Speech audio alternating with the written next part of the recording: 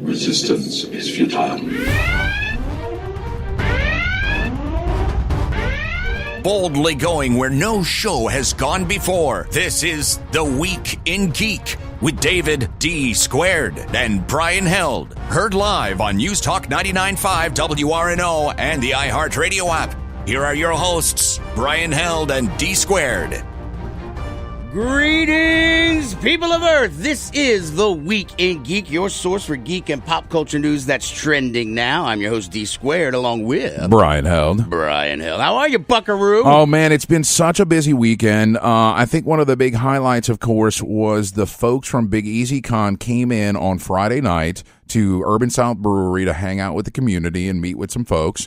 And, people got to talk and get questions answered from them directly from the horse's mouth, as it were. Inquiring minds wanted to know. Right, just, about the general state of the convention. And what was the vibe there? It was upbeat. There was a lot of people who were excited to be there, a lot of different fan groups, Crew to Who, the LA Ghostbusters, some businesses like BSI Comics, they were out there. And so, I got to hang out with a whole bunch of members of the community and the Big Easy Con folks, and we had a really good time. And there was free beer, too, and that's awesome. See, there you go. Yes. Well, no, that's what needs to happen when if they're moving an event, and there was a lot of questions. We talked to the event coordinators and had them on the show. Yeah. So I'm glad they did that. Oh, yeah. All right, definitely. so let's lay out the show real quick. As always, we'll start off with Top Nerd News, followed by Skungy and his Pick of the Week, and then we have a guest, Brian. Absolutely. We have Miss Callie Bates. She's the author of The Soul of Power from Random House Del Rey, which we got an advanced reader's copy of that.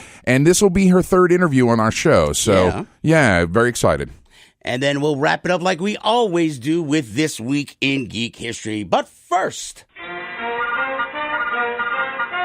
And now, your top nerd news stories from around the world, brought to you by NOLA Gaming Fest, June 14th through the 16th. For more information, go to iglfoundation.com. And now, your top nerd news stories. Alrighty, Brian, what's topping us off tonight? Well, I think that you probably want to start with the fact that Harrison Ford would rather Indiana Jones to die than to be played by Chris Pratt. Now, did he actually say that? I mean, he kind of insinuated that when Harrison Ford dies, that Indiana Jones dies. What he's saying, all right, quote, "Nobody is going to be Indiana Jones. Don't you get it?" He said, quote, "I'm Indiana Jones. When I'm gone, he's gone. It's easy." Well, and the funny part was at the end, he even says, boy, a hell of a way for Chris Pine to find out. Right. He said Chris Pine, Captain Kirk. Yeah, but there's like 400 Chris's in Hollywood. There's a bunch of them. Right. Yes. So somebody dropped the ball in naming the celebrities. Right. But honestly, man, I have to agree with Mr. Ford in this one. There's so many properties that we talk about this like ad nauseum. Just make something new, all right? Let Indiana Jones live on in our hearts and our minds. And yes, but all right, here's the deal. And I think back to The Mummy with your boy who's in Doom Patrol now, Brendan Fraser. Okay. The Mummy was almost like an Indiana Jones reboot. I mean, it really was. It had that whole 1930s vibe. Yeah. And you're doing supernatural stuff.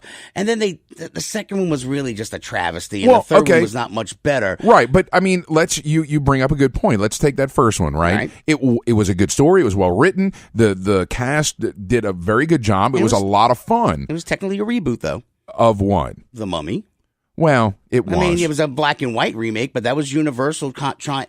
Look, we can even get into the dark histories or the dark world universe, whatever. But I mean, that was a travesty. It was. But regardless, you're right. It was a fun romp. I enjoyed the heck out of it, and that's cool, right? Yeah, it has a vibe of Indiana Jones, but it's not Indiana Jones, so that's cool, right? Okay. Give me something a little bit new. I mean, in fact, my roommate and I were talking earlier today about the fact that there's, and you can look this up, there's like 7 stories, right? There's or 7 types of stories that are, you know what I'm saying? Yes, like the quest, the journey there and back, the different styles, and then everything is just a rehash of that, And so I get that.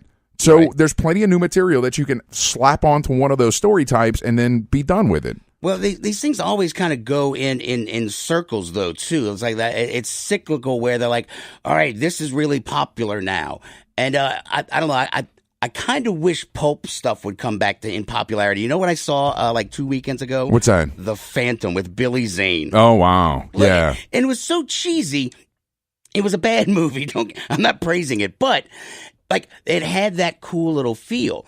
And there's a lot of properties out there that have that cool little, historical feel with like Indiana Jones in that vein. Yeah. And I mean, they could do something like that, but I don't know. I mean, with Harrison Ford, I think he's just got to be a grumpy old man, though. And I feel him because I'm a grumpy old man, too. Well, apparently, the article that we looked up, he did praise Solo. Which is a Alden, weird thing to say. Well, yeah, but I don't think that he cares so much about Han Solo as he does Indiana Jones. I think Probably Indiana not, is yeah. near and dear to his heart, and I think he really didn't want to be involved in Star Wars. I mean, the rumor was he wanted to die kill me in this first episode, yeah. And George Lucas wasn't having it, so good choice, but... Right. Well, yeah, before he found out he was his sister, that's why they had him kiss, because he thought he wasn't coming back for the third movie. Oh, yeah? Yeah, you didn't know that? No. No, that's why you had Luke and Leia kiss in Empire Strikes Back.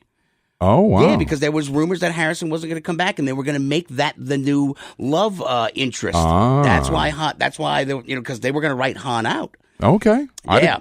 You learn something new every day. There you go. All right. Well, look, that leads us into the Solo story. Yeah, so apparently Star Wars fans are pushing for a Solo 2 after, of course, the big box office stumble. But what's interesting here, and I went and looked it up, it made under $400 million worldwide, and which sad to say that that's a bomb in today's industry, right? Yeah. But as it's come out in, home release type deal and more people are getting around to seeing it, right. The Rotten Tomato score has gone up. Huh. It's been increasing as people write their reviews. And so right now, and I checked it before the show, the critics' review on Rotten Tomatoes for Solo is 70%. And the audience review is 64%. Both of those are fresh, right? It's going to be above 50. So, I mean, those aren't bad numbers. Yeah, but I mean, a lot of it was just, lip service or fan service is the real word for it. I mean, it was just... It was. And I honestly wish they would have spent that time and effort making new material in the Star Wars universe. Not that there... weren't good parts to it. Yeah, it was interesting to see the Kessel Run. Sure, whatever. Kind of, sort of. Yeah, that was weird. And they tried to explain away the whole parsec thing. Yeah, exactly. Okay, so sure, right. The Darth Maul being in there was completely irrelevant. Like, why? Right. I mean, he's dead already. Yeah, exactly. What's he gonna do? Yeah, I don't know. Whatever. But people are trying to make the hashtag, which is hashtag Make Solo 2 Happen, has been trending on Twitter. So, I don't know. I don't want it. I really don't. Look, if they're going to make some more movies, make them like Rogue One, a Star Wars story. That one was just freaking phenomenal. Amen. You Amen. know? So, hey, what do you do? Right. So, I am all against it, and I will hashtag don't do Solo 2. Just give us good content, people. And that's what we're supposed to be getting eventually. We're getting around to it. Hopefully the Skywalker saga will end in Christmas, and then we can move on from there. That'll be good. All right, what's next? Do the Harley Quinn? Yeah, I guess so. So a new trailer dropped for the Harley Quinn animated series that's going to be on DC Universe, which I know you're just chomping at the bit to get your subscription. Oh, yes. I cannot wait. So why don't you go ahead and fire that up? What's up, New York? I can't wait for you guys to see my new show on DC Universe. You're gonna piss yourselves, I promise. I think they're gonna hate it, Harls. They hate everything. No way. It's got comedy, action, incredibly gratuitous violence, and unlike that Deadpool cartoon, it's actually coming out. I thought we were supposed to make a show that was like super gritty and bleak and depressing. Like a DC thing. That is an excellent way to make television and film. But everyone in my show is gonna have fun, or I will bash their f***ing heads in! There's no fun in Arkham, Quinn. Except him. Yeah, guy's a real buzzkill. Oh, is that the logo? I like it. So when I watched this earlier today, I'm like, this screams you. Like, you would love this. And I was actually worried about like FCC violations when, Yeah, well, it works. It'll be okay. Yeah. So, I mean, DC has always pretty much hit it out of the park with their animated stuff is always great, and it's just so funny that they lie in that commercial about how, well, that's a great way to do television and movies. Obviously, it's not, because you really suck at it. Yeah. I like how much shade they were throwing at themselves. I think, hey, at least they're trying to recognize. Well, and they even throw a little bit at Marvel, though, too, where they're just like unlike that Deadpool cartoon, this one's really going to happen. Right. Well, I mean, you can't miss that opportunity. Well, now there is more chatter about, the bromance between Spider-Man and Deadpool coming up. Now, yeah. I don't know how much truth there is to it, but that's some of the talk about Homecoming. That there might be something in there, like in an end credit scene or something. Oh, with Deadpool? Yeah. Oh. This is just pure speculation, but I've seen it pop up in my feed, and the articles were basically just kind of like, this may happen. They may use it as a springboard to maybe do that. Well, I could see that technically happening. The sales happened, and they could have gone back and filmed something. So, well, I mean, if it's an end credit scene, they can just slap that on. It's just like one of those non sequitur type things at the very end. But the picture just tickled me because it was Deadpool and Spider-Man like almost like whispering in his ear, but they both wearing their masks. Of course. It'd been cool if he slit like a little hole for his tongue. But jeez. That would have been awesome. Sorry. Squirrel. What's next? Well, we've spent a whole lot of time talking about rehashes, and I saw something popped up about Ridley Scott is writing and directing a third Alien prequel, according to a new report. And like, who cares? I don't know. We had this conversation before we came on the air, and with Predator and with Aliens, it seems like they've continually tried to mine this product for more and more stuff.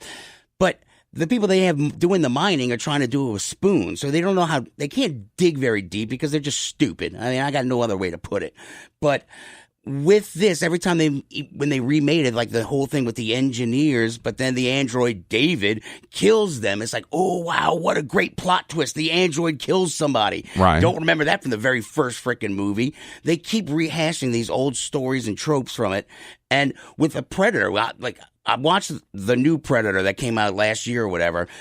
It ends with like a power armor suit that's in the shape of a Predator with I crap you not. It had like 8 guns pop up out of his shoulder and all these little lasers. It was like Michael Bay was trying to be like, all right, let's make a bigger boom now. Right. And they don't know what the hell they're doing. The Alien Predator crossover was a great idea, but it was just poorly executed. And then in this new Predator thing, they were trying to say that the Predators were coming here to mine our DNA, which sort of was a cool little backstory, that they're trying to breed themselves better as opposed to being just like the sportsmen that come down here like you come to Louisiana to go duck hunting. Right. That the Predators would just come to Earth just to do some duck hunting.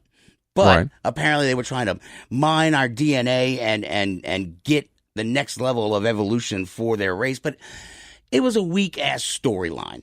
And the thing with the aliens, Ridley Scott was saying they need to evolve, but it doesn't seem like Hollywood ain't evolving. So why would they even take his advice if he tries to evolve the story? I mean, at that point, we always beat that drum for something new, but I mean, it seems like they've mined this thing too much, and they can't get out of their own ways to make a new story, though. Well, right, and Ridley Scott is basically saying, and this came from Variety, right, and that they need to go back to scratch and do a prequel type deal, and apparently it's in the script phase at this moment.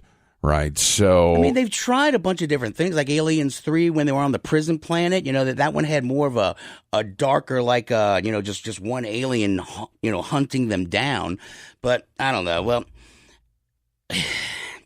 maybe we'll get it. Maybe we won't. Maybe they'll get it right. They probably won't. I don't even care about Alien anymore. I'm just done. right? Yeah, I agree. All right, one last one, a reboot as we go out. Sylvester Stallone wants to make Cobra a TV series. Cobra is that one where I think he's like a cop or whatever. Yeah, he's a cop who fights outside the law, right? Yeah, and so Brian Thompson was the big bad guy. He was in Kindred the Embraced. Yeah. He's got that big giant just jaw. He can't talk very well here, right. you know. But he's like the poor man's Clancy Brown. Yeah. But I got scarred and scared by this movie because they had this knife. It had like studs, pointy studs, like a brass knuckle, yeah. and then this wicked ass curved blade, and he would like cut people with it. I don't know, for some reason that just scared me as a kid. So Cobra, like I never watched this movie. I knew about it. I remember seeing the video cassette at the Blockbuster or whatever type deal. But this description just screams the 80s. It's Stallone is an LAPD officer. He finds himself the center of a spate of murders carried out by a secret society called New Order, killers who select weak members of society for extermination. And then he takes a witness into protective custody, and they end up fighting for their lives. It's like it's so terrible. Did he ever learn how to use the 3 seashells? That's all I need to know. Did he ever learn? But no, I remember the cover of the box. It was like a Terminator box because he had glasses on. He was holding this like python with a laser pointer on a revolver. It's like, really? Yeah. But it looked pretty cool. It did at the time, and he had that match in his mouth. Right? Oh, that's right. Yes. Yeah, that's right. See? Yeah, but it's a terrible, terrible movie, and the trailer's out there if you want to watch it on YouTube. But I don't know. I mean, I think that they could potentially mine this and make a series. It would become like a procedural cop drama with a bunch of crazy cultists running around. So I don't know. Those work pretty well for people. Yeah, sure. All right, we got to get the hell out of here. Go to Skungy. All right, guys. When we get back, we're gonna have our boy Skungy and his pick of the week. Stay tuned. You're listening to the Week in Geek. Jones. Yeah, it is. You're listening to the Week in Geek on News Talk 99.5 WRNO. Get off my lawn!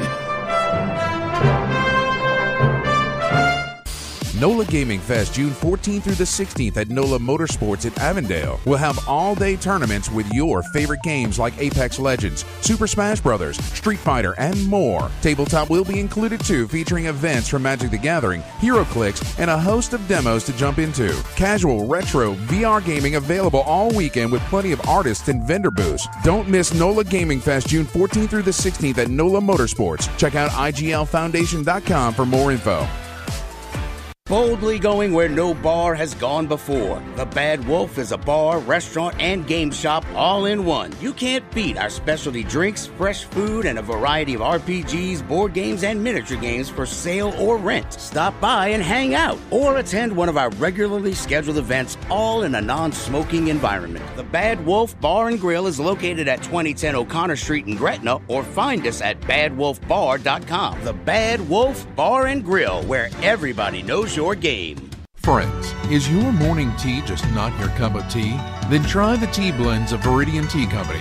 At Viridian Tea Company, they sell blends guaranteed to make you think outside the box. With such blends as Tea of the Necropolis, Quantum Mechanics, Spider Witch, and many more, your tea experience will be out of this world. Look for the blends at Tubby & Coo's Mid-City Bookshop, located at 631 North Carrollton, or on Etsy at Viridian Tea Company. Try Viridian Tea Company today. Your taste buds will thank you. You've waited for it, and now it's here. Get your very own Week in Geek Radio Show t-shirt and help support our show. These 100% cotton black t-shirts with the Week in Geek Radio Show logo are going fast. So don't wait. Go to twigradio.com and order your shirt now. Just go to twigradio.com and get your very own Week in Geek Radio Show t-shirt. $15 up to XL, $17 for 2X and 3X. That's twigradio.com.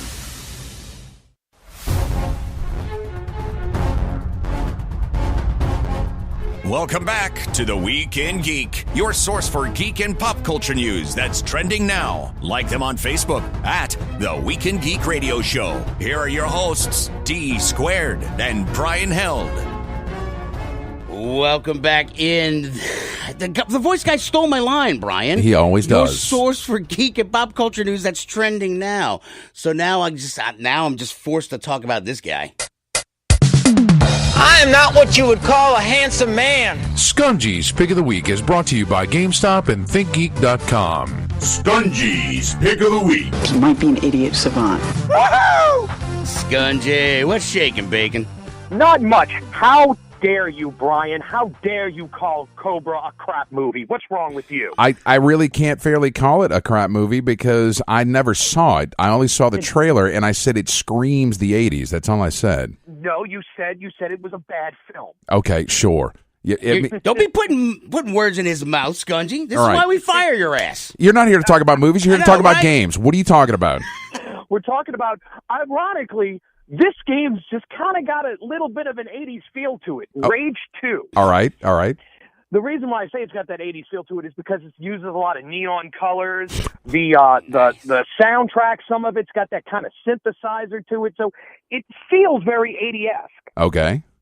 So this is a sequel to Rage, which came out on the PlayStation 3, Xbox 360, and the PC. And yeah, Rage 1 was an okay game, all 5 hours of it. Oh wow. Damn. It was known for being, and get this, 3 discs on an Xbox 360, and the game was like 5.5 hours long. That's crazy. How is that even possible? Yeah. I know, it was ridiculous. I mean, was it like very graphic intense or something? It needed 3 discs? Yeah, it had, at the time, it's made by id Software, so the same people who make, Doom and whatnot. All right. So it's got, it's very heavy on the graphic side. This one, thankfully, leaps and bounds better. Not saying that the last one was a bad game. It's just this one, number one, it's got a 20-plus hour campaign. All right, that's cool. All right. Now, this is a single-player game, story-driven, first-person shooter game. Now, it's cool because you're set in this post-apocalyptic, like after an asteroid hits the world and, destroys everything, very Mad Max-esque. All right. Is easy to describe it. It's got a very big open world. The only problem with the very big open world, it feels very empty open world. All right. It's not like when you play like a Fallout where you've got this huge world and constantly you're running into things. You don't, and characters and beasts and everything. No, everything is pretty much, you're going to look around and you're going to find locations and everything in missions, but it seems like sometimes there's just a lot of empty to it. Okay. But right there is probably one of the only gripes I have with the game. All right, that's fair. So there's no like, because Fallout has like random encounters, in between things. No, it's got these, set places that you go to, like a hideout or a factory or something that you're going to take out, like knocking out a fuel source or, taking out all these goons, which you're going to take out a lot of goons. All right. A lot of goons. It's the missions sometimes have like a little bit of repetitivity to it, but it's a lot of fun. This is a, just shoot everything in the face type of game. And which is good at times. It sounds like it's right up Dave's alley. It's single player and you shoot everything. Yep. That's right up my alley. It's very Doom inspired. It makes me feel it's actually probably one of the best first person single player shooters since Doom that came out in 2016. Wow, it's a pretty bold statement. Yeah, I really like it. You have now a whole bunch of different guns that you can get that have like really cool abilities to them. There's a whole, I'm not going to say RPG-esque to it, but an upgrade system. Okay. So every vehicle that you have, and you can travel around this open world in a vehicle and whatnot, every weapon, everything that you have has an upgrade menu. And you use things that you find in the wasteland to upgrade them, money or crystals or whatever, to upgrade every weapon, every vehicle, every ability. So that's a little cumbersome because there's a lot there that you can upgrade. It's not like, hey, I'm just going to get this gun and this gun is going to be fine. No, that gun has like 6 upgrade menus. And so like a crafting system type thing, right? Not necessarily crafting. It's just more upgrading. It's more just like bigger magazine, less recoil, extra damage, stuff like that. Okay, that's fair. All right. So, but it's really, really cool on being able to upgrade everything. You also get these, as you find these places called arcs, you get special abilities for your character. So you can have like a double jump, which opens up finding stuff a little bit more when you're going through, and after you take out one of these bandit camps, you go through and you find these chests, and sometimes they're well hidden and you need like a double jump to find them. Well, you can get that. You get this really cool thing called Shatter, which is basically a force push. Cool. So you like force push them like way up in the air and then shoot them out of the air. You also have like a ground pound that you can do, which makes combat so much fun because you have these really cool combos that you do, like run up to them, shoot them in the face, do this force push, and then ground pound, and they jump in the air, and then you shoot them out the air. Okay. Damn. So that's really cool. They've got like an overdrive system where it basically, as you build up a multiplier, you can get this really cool ability where you just take out everybody. It's, like you become invincible for a little while. So that's really cool about that. The characters in the game and the story, very generic, blah, blah, blah. Oh, evil overlord trying to take over the wasteland and you're the last person, ranger, to stop them and whatnot. Very generic, but you're not playing a game like this for the story. You're playing it, once again, to shoot things in the face. Okay. All right. Which, I mean, sometimes games take themselves too seriously. This game does not. It's very tongue-in-cheek. It's got some really cool humor to it. And, I mean, it's got enough there where you can play it for a while and you're not necessarily going to get... It doesn't have too much. Like a lot of open-world games, it's like, oh, my God, I'm so overwhelmed. I don't know where to start. Red Dead Redemption comes to mind on that. It's like there's so much to do in Red Dead Redemption, you feel like you're never going to finish it. This is it's a nice bit size at that 20-hour mark where you can do a lot of stuff, run around, go off the rails, but still keep to the story. Okay, that's fair. All right, price and platforms on this one, Skungy. So this one is on PS4, Xbox One, and it's on a dirty PC. It is $59.99. All right. It's made by. I'm sorry. It is made by id, but it's also produced by Bethesda, your favorite company. Yeah. Any DLC, season passes, any of that? No, there's no season pass or anything like that. There's if you can find it though, they have a special edition that was a GameStop exclusive. They still have some of them at GameStops. One of the weapons of the game is a wing stick. It's basically like a boomerang, almost like the glaive from Crow, except it's got 3 blades to it. Nice. If you get a collector's edition of it, which is like only like $10 more, it comes with an actual physical wing stick that you can throw at people. Okay. Nice. That's cool. Don't give that to Dave. His kids will get it. But there's no DLC or anything like that, really. I mean, there's some weapons that you get extra for pre-ordering, but nothing that's going to be like extra missions. But they probably will down the line have some like, extra expansions or stuff like that. Right. So, real quick before we cut you loose, of course, you and I were hanging out. You were cooking crawfish last night. Crawfish. Yeah. I was helping Adam Revis cook crawfish at his party. Yes, it was a fantastic party. And one of the things that we talked about is E3 starts next week, right? Yes, sir. And next Sunday is when E3 starts. Okay, so we're going to get a little bit. There's some like pre-coverage press conferences. Skungy's going to get us some insight into that next Sunday. And then, of course, the following Sunday will be his full E3 report. Absolutely. And I'm going to try to do like a Twitch stream, at least like a half an hour Twitch stream, just to like hit some points of stuff if there's some really big announcements, which we got a couple of hints that some really big stuff is going to happen at this E3. For those of you who are fans of the Cyberpunk's supposed to have a very big presence at this E3. Nice. Yeah, they had that big trailer last year. It looked good. And the unfortunately the Bethesda press conference starts at 7:30 Central next Sunday. Oh no! While we are, poor Brian. Yeah, so baby. it's okay. But you bring up a good point, Skungy. Let's remind folks that the Twitch feeds related to the show is Twig Radio for us and Rev Skungy for you, sir. Yes, it is. Yes, it is. Which I try to get on there. It's only been about once a month, but I'm trying to do more. But we have content on there. That's cool. You're going to do it more. We're going to fire you. Oh, I'm going to be fired? See with blinding sight. What is this? Blaze like meteors and be gay. Rage. Rage against the dying of the light. It's Rodney Dangerfield, you uncouth heathen! That is one of the most brilliant Thornton authors Mellon. of our time. Yeah. Oh, no, Thornton Mellon. I thought you were talking about Thornton Mellon. Yeah. All right, Skungy, get out of here. Before I decide to fire your ass. Thank you, sir. Oh, jeez. All right, gang. What is that called? Oh, wait, I got to turn that down. He starts cursing. Yes. When we get back, we're going to have our interview with our guest, Miss Callie Bates, the author of The Soul of Power from Random House and Del Rey. Stay tuned. You're listening to The Week in Geek on News Talk 99.5 WRNO.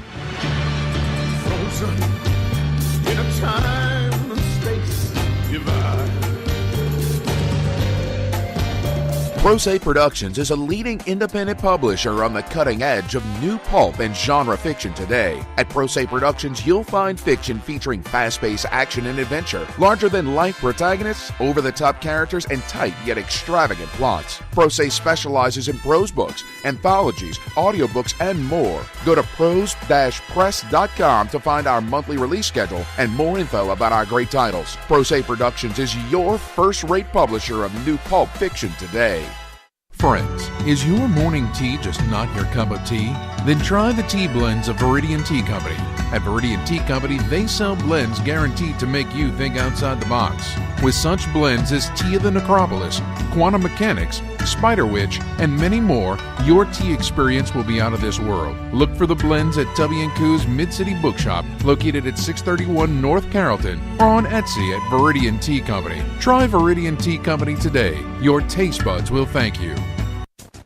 You've waited for it, and now it's here. Get your very own Week in Geek Radio Show t-shirt and help support our show. These 100% cotton black t-shirts with the Week in Geek Radio Show logo are going fast. So don't wait. Go to twigradio.com and order your shirt now. Just go to twigradio.com and get your very own Week in Geek Radio Show t-shirt. $15 up to XL, $17 for 2X and 3X. That's twigradio.com.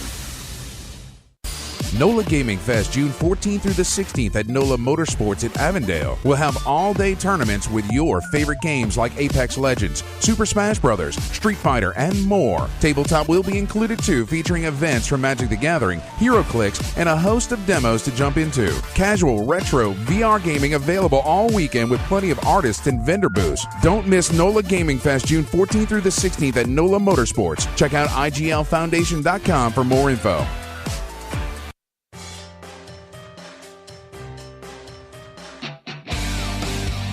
My name is Optimus Prime, and you are listening to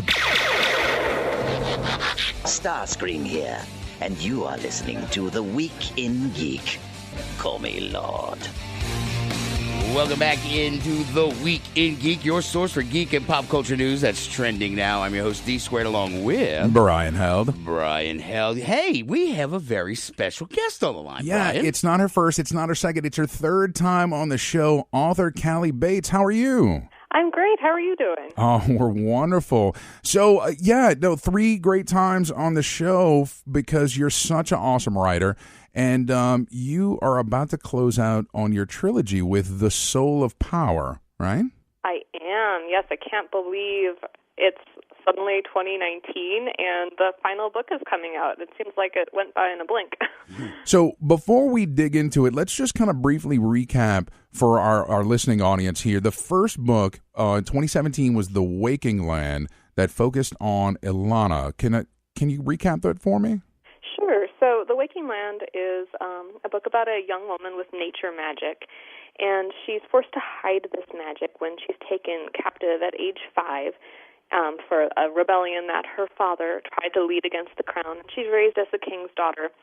But when the king is killed and she's framed for murdering him, she goes on the run and ends up being taken back in by her father's people and kind of held up as a figurehead due to the magic that she spent her life repressing. All right. And then, of course, in 2018, we had The Memory of Fire. Yeah. So The Memory of Fire picks up pretty close to where The Waking Land left off. And it may not be possible to describe this without spoilers, so apologies if anyone is going to be spoiled here. But Memory of Fire is narrated by a different narrator, a young man named Jahan. And he is kind of a love interest from book 1, and in book 2, he gets his own narrative. He goes to a totally different country and ends up getting caught up in a rebellion there. Meanwhile, he's being called in his mind by the sorceress who raised him and his brothers, and so it's kind of a psychological dilemma there for him. Right. No, that's cool. All right, so now we have the Soul of Power, which has a new narrator, is Sophie, right? Yes, Sophie Dunbaron. So she's been kind of not necessarily a minor, but a more secondary character in The Waking Land and in The Memory of Fire. But I really felt, really, when I first contracted with these books, I just had this little little niggling voice, literally the night before I talked to my editor for the first time, and I was like, I think I should write something about Sophie. And not even really thinking it through very much, the next day when I spoke to her, I said, I think it'd be cool to write a book about Sophie, not really imagining that would be the third book in this series, and that's what it became. So Sophie is sort of Ilana's kind of adopted sister in a sense, and she's been raised by Ilana's father with a queen's education, never expecting that she would inherit the crown, but she, of course, spoiler, ends up inheriting it. And so the third book is really a question about, after you've been through the rebellions of The Waking Land and The Memory of Fire, what do you do when you're in the position to actually rule the country that you've been seeking to claim as your own? Now, I do have a kind of important question. If you'll forgive me, it has been a year since I've read The Memory of Fire, so some of the fine details I've lost a little bit. But does the Soul of Power sort of take place kind of at the same time as Memory of Fire? It does, yeah. The two books overlap, and then the Soul of Power continues a little bit after The Memory of Fire. But yes, the events are pretty much simultaneous. And in fact, there are two scenes that are they're not the same, but they're told one's told in The Memory of Fire from Jahan's point of view, and one is told in The Soul of Power from Sophie's point of view. Actually, I'm sorry, both of them are told from each of their points of view, and it was really funny. They're kind of short pieces of dialogue that I needed to match up, and when I wrote The Soul of Power, I kept changing it and being like, it's okay if I alter this a little bit, and my editor kept being like, Callie, actually, they do need to match. Readers are going to notice, so I had to do some last-minute fixes there. Yeah, that would have been a huge continuity error. It would have, yes. Yeah. It was been very bad of me. Like a Starbucks coffee cup, like in a Game of Thrones episode or something. Right. Right? I know. That would have been bad. Now, one of the things, so I went back actually and listened to the previous two interviews just to get some insight into this. And in the first book, The Waking Land, you mentioned about having the Celtic influences to the book.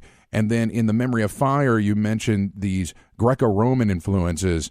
What do you think are the influences for the Soul of Power? I know, with Sophie as queen, there's a lot of courtly scenes and stuff that are taking place here, that intrigue that you get. So where was that sort of inspiration for this? I think in some ways it's sort of my own, takeoff point where I feel like in some ways left the history that I was directly basing, The Waking Land, not basing, but very much inspiring The Waking Land and The Memory of Fire, and with The Soul of Power, just asking a bunch of questions that I was interested in. So, it does still have some of that flavor of Celtic myth, I think, because we're back in the lands that The Waking Land takes place in, and Sophie's got that cultural heritage, but it's a little bit more, okay, what is this new world kind of going to look like once these characters are making their own choices and moving forward to create whatever their vision has been. Yeah, all right.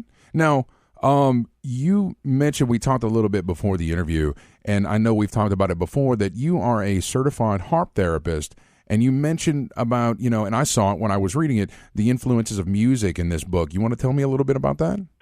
Sure. So a little bit of a spoiler. In the course of the series, we've seen magic slowly returning to the lands of Aaron and Karis, and then the lands that Jahan is exploring in Book 2. And so early on, it's just a few individuals who have magic. And by the third book, Sophie is starting to get reports that people all across the country are suddenly starting to be able to do magical things, and people don't know how to respond or react, and it's something totally unexpected. So Sophie starts developing certain unexpected abilities, and these tend to be related to magic and sound. So I brought that in really very much inspired by my own background in harp therapy and thinking about this idea of people having a resonant tone that really as a place in which they most deeply relax, and that kind of defines them, right? And if you could hear that or see it or feel it the way Sophie does, what would that be like? And then also to explore the different ideas behind modal music, which are not modal so much as different, modal, different strains of music that produce different effects. So, like, we have Ionian mode, which is kind of a more upbeat mode, or Dorian, which is more of a methodical kind of the mode that you would use if you wanted people to be marching in a line, right? And that's kind of what you would listen to if you were a soldier back in the day, marching off to battle. So how would you, if you had magic, how would you implement those different types of music, those different, knowing the different emotional effects that it would have on people without, also being manipulative? So it was an interesting question for me to broach with Sophie. No, that's cool. That's cool. Now, I have one question before we kind of start to wrap up here is in my research, I was kind of stalking your social media, and you had this one post that I thought was really cool where you talked about delving into the creative process. You want to touch on that real briefly? Sure, yeah. I feel like the last, 5 or 6 months, I've really been exploring more deeply not only the process of, what I'm creating, but how I create, like literally how I approach my writing. And I had listened to a podcast with another author who talked about how she had started writing again after a long hiatus, and how it felt like she was falling in love and she was having so much fun, and she wrote all these books all at once, and I was like, oh my God, I want that. And I said, okay, I really need to start creating again from this place of fun and joy. And I'd already been working on this process of making sure that I created space, like literally in my house, but also like in my day in terms of time in which to create. And I really wanted to introduce this idea that writing's not just about kicking out, 2,000 words a day so that I stay on schedule. I want to be in that process of creative flow, because if I'm not enjoying it, who else is going to? And frankly, if I'm not, what's the point? Right. No, and that's fair. All right, well, we are getting kind of close to a commercial break, so the Solar Power, it's out on newsstands June 4th. That's this coming Tuesday. And where can folks follow you out on social media so that they can see that creative process in action and see what new things you're working on? For sure. I'm probably most active on Instagram, where I'm at Callie_Bates, and that's Callie. And I'm also on Twitter and Facebook at Callie by Words. All right. Awesome. Well, Callie, you got to write some more stuff so we can have you on again. Absolutely. Thank you so much for having me back. Absolutely. All right, guys, stay tuned. When we get back, we're going to close out the show as we always do with This Week in Geek History. Stay tuned. You're listening to The Week in Geek on News Talk 99.5 WRNO.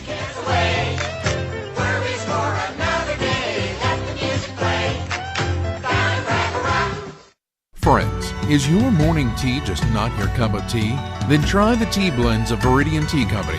At Viridian Tea Company, they sell blends guaranteed to make you think outside the box. With such blends as Tea of the Necropolis, Quantum Mechanics, Spider Witch, and many more, your tea experience will be out of this world. Look for the blends at Tubby & Coo's Mid-City Bookshop, located at 631 North Carrollton, or on Etsy at Viridian Tea Company. Try Viridian Tea Company today. Your taste buds will thank you.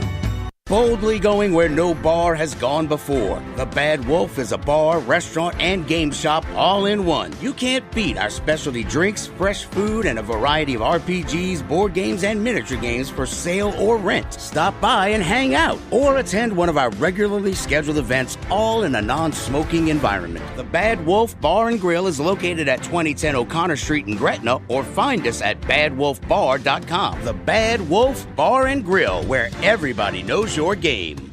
Jezebel Johnston, Devil's Handmaid by Nancy Hansen, is now an audiobook read for you by Brian Held. It's a tale of a young girl from Tortuga who disguises herself as a boy and bluffs her way onto a pirate ship, chasing after her one true love, only to find adventure on the high seas. Jezebel Johnston, Devil's Handmaid is available on Amazon, Audible, and iTunes. Get your copy of Jezebel Johnston today. You've waited for it, and now it's here. Get your very own Week in Geek Radio Show t-shirt and help support our show. These 100% cotton black t-shirts with the Week in Geek Radio Show logo are going fast. So don't wait. Go to twigradio.com and order your shirt now. Just go to twigradio.com and get your very own Week in Geek Radio Show t-shirt. $15 up to XL, $17 for 2X and 3X. That's twigradio.com.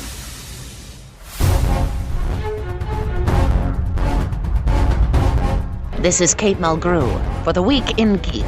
Just kidding. It's Mary Elizabeth McGlynn, the Major from Ghost in the Shell. Listen, or the Tachicomas are going to get you. Welcome back into the Week in Geek, your source for geek and pop culture news that's trending now. I'm your host, D Squared, along with Brian Held. Now, as always, we want to strongly urge you to check out the Facebook page, facebook.com/The Week in Geek. Check out our website at twigradio.com. Follow us on Twitter at twigradio, and the Instagram's The Week in Geek. Now, Brian, how can people listen to this lovely show? Well, if you miss any part of tonight's show or you want to catch your favorite part again, you can always find us on Spreaker.com or download Spreaker for your smartphone or tablet. We're also on iTunes, YouTube, Google Play, Stitcher, Spotify, the iHeartRadio app. And your mama's house. Now, wait, before we get... I almost hit the button. I know you did. Almost hit the button. We have some community news that we forgot to mention at the beginning of the show. Next weekend, June 7th through 9th, in Baton Rouge, Louisiana, it's going to be the Starfleet Annual Region 3 Summit. And you can join members of Starfleet from Texas and Louisiana at the Hilton Baton Rouge Capitol Center. Ooh. Yeah, and they're going to be hanging out all weekend long. There's going to be a pub crawl and different talks about what Starfleet is doing, you know, and they're just, you know, yet another fan organization devoted to Star Trek, and they do good stuff for the community all the time. So that they do. Yeah, so and you can check that out. It's region3.org is the website. That's region3.org. And there's a little Summit 2019. You can click on that and go. Score. Yeah. All right. This week in Geek History. We're sending you back to the future! Yes! Oh my God! This week in Geek History is brought to you by Jezebel Johnston, Devil's Handmaid by Nancy Hansen, read by Brian Held. Available on Amazon, Audible, and iTunes. This week in Geek History. Yes! Oh my gosh! Da-na-na, da-na-na. Wow. Now, Brian, you know, talking about Star Trek stuff, it reminded me, like, you know, the Star Trek Picard is coming out. Right. And I saw an article where, you know, William Shatner would love to reprise his role and would be happy to do another series. Well, you know, thankfully, since the canon of Star Trek has preserved, you know, Captain James T. Kirk in that riff from Star Trek Generations, true. he can always come back. Yes. Kirk will never die. All right, Please sorry. let him die. It just popped into my head because I just like, of course, it's got a paycheck. Kirk's in. I know, of course. All right, what's stopping us off? All right, we had some DC news earlier, so let's go ahead and throw this in here. May 27th, 1939. DC Comics debuts its second superhero in Detective Comics number 27, which of course is Batman. Yes. Also, first appearance in that issue is Commissioner Gordon. Get out. Mm-hmm. Wow, he's a first gen, huh? Yes. So, according to the creator Bob Kane, the inspirations for Batman were Superman, Leonardo da Vinci's design of a bat-like glider, and the two films, The Mark of Zorro and The Bat Whispers. The Bat Whispers? I've never heard of that. Well, what is that? It's from like the 20s or 30s. So? Well, now my interest is piqued. Well, I guess we'll have to go look it up and maybe talk about it next week. Okay, sure. All right, next item on my list. May 28th, 1987. CompuServe releases the graphics interchange format standard as a new format to save and retrieve computer-based images, and thus creating the worldwide argument for nerds: is it GIF or GIF? It's GIF. The creator says it's GIF. What the hell does he know? He's an idiot. Well, yes, and I agree with you. It's a hard G, but what do I know? Oh, man. Well, at first I thought you were going to say that was the day that created the little paperclip guy. No, Clippy. No, not Clippy. Okay, no. All right. May 29th, 1919. Sees the day the U.S. patent was issued for the pop-up toaster by Charles Strite. Yeah. Nice. Yeah. When did they start adding like Darth Vader's face on the side so you could have Vader toast? Much later. Much later? That was just an improvement on a previous invention. Yeah, but 1919. Okay. Yeah, there you go. Right. I'm sorry. No, it's cool. May 30th. You know what? When I pick these things, I know what you're going to say. It's like a psychic connection. Yes. I just have a child. Yes, I know. May 30th, 1979. The video game publisher Capcom is founded as Japan Capsule Computers. Of course, it's best known for Street Fighter and Mega Man. And in 2008, it was one of the 50 largest software companies in the world. Wow. Yes. Man, look, I was at Wally World this weekend, and they've got all those little miniature arcade cabinets for sale. Yeah. You know, they're like $2.99, but they've got like Mortal Kombat 1 and 2. They have Street Fighter 2, and like there's only like 2 or 3 games on them, but those are the games you want to play with, you know, the joystick and 6 buttons. Yeah. You know, like I mean, I know a lot of people have gotten used to the controllers. Like my 13-year-old son, he can beat the crap out of anybody on Mortal Kombat with an Xbox controller or a PlayStation controller. But like they will never know the joys of the joystick and 6 buttons. Oh, yeah? They just won't. Now, what's funny is, of course, we mentioned it earlier, I was hanging out with Skungy this weekend, and when we say that, you know, Skungy, if he doesn't know about video games, it's not to be known, correct, right? He's got 3 stand-up arcade games in his house, and he saw an article, we were talking about it yesterday, where you can retrofit one of those cabinets to have a beer fridge in the bottom. Get out. Yeah. Well, yeah, because it's just empty, right? Right. Well, yeah, I for the mean, most part. you can move the stuff that's in there around. Most of it is pretty bare. And if it's a free play, you don't need the coin. No, right, yeah. right. So, like when I worked for Lucky Coin, refitting arcade machines, all this stuff was like screwed to the sides. There was nothing on the bottom. Yeah. You know, except sometimes a vent or a power supply. That's so about it. you should have beer in there. Yeah. Yes. Solid point. Back on track. May 31st, 1859.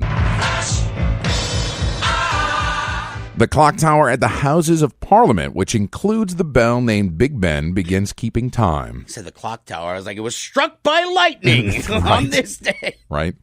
But it's always funny that, you know, Big Ben is named of the bell and not the tower itself. I didn't know that. You didn't know that? Yeah. Well, that's why we're here, Dave, to learn things. I've learned 2 things today. Yeah, I know. All right, let's see if you can get this last one. It's a movie. June 1st, 1990. Starring Arnold Schwarzenegger, Sharon Stone, Ronnie Cox, and Michael Ironside. Sharon Stone and Michael Ironside with Arnold? Yes. Oh, my God. It was remade not all that long ago. I really don't know. Total Recall. Oh, yes. How did I not know that? Damn it, I forgot. Yeah, because she was wearing the 80s spandex, like she was in aerobics. Yeah. Yes. Quado knows. Oh, yes. Quado would have known that. What is it? Quaid, open your mind. You do that disturbingly well, Brian. Well played, sir. How long will you be on Mars? 2 weeks. All right, we got 60 seconds. All right, birthdays, 27th, Paul Bettany. On the 28th, Liam O'Brien. He's a voice actor. He's in Critical Role. On the 29th, Danny Elfman, the composer. On the 30th, Mark Shepard, Battlestar Galactica. Yeah. On the 31st, Colin Farrell. And on the 1st, Morgan Freeman. Nice. Yes. Who wouldn't want their life narrated by him? Absolutely. He's one of my idols. So, all right, next week, our guest is Mr. Derek Thomas from the Independent Gaming League. Of course, we've been advertising their show is coming up very soon, so we're going to have him in here to talk about all the good things that he does for this community and the event itself. There we go. Yep. All right, I feel like we're forgetting something, but we're not. We're really? For once? I know. We're just going to take a leisurely stroll across the finish line tonight. All right. Well, guys, we really appreciate you tuning in. Yep. Till next time, keep your nerd flag raised high. GFL.